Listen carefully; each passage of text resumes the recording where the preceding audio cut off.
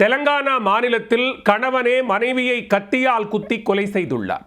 நடத்தையில் சந்தேகப்பட்டு மனைவியின் உயிரை பறித்த சம்பவத்தில் நடந்தது என்ன? தெலுங்கானா மாநிலம் மேட்சல் மல்காஜ்கிரி மாவட்டத்தில் உள்ள உப்பல் பகுதியில் வசித்து வந்தவர்கள் சுரேஷ், ஜெசிகா தம்பதி. இவர்களுக்கு 9 வயதில் ஒரு மகள் இருந்தார்.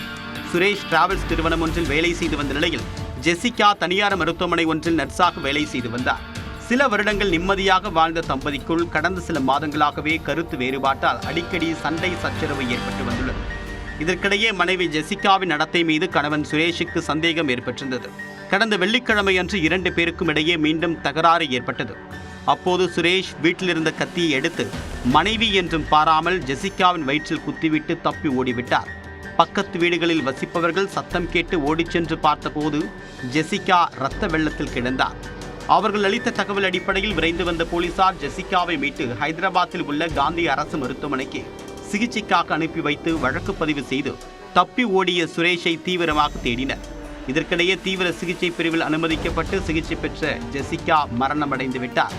இதற்கிடையில் ஹைதராபாத் புறநகர் பகுதியான சிக்கிடப்பள்ளி பகுதியில் பதுங்கியிருந்த சுரேஷை கைது செய்த போலீசார் தீவிர விசாரணை மேற்கொண்டு நீதிமன்றத்தில் ஆஜர்படுத்தி சிறையில் அடைத்தனர்.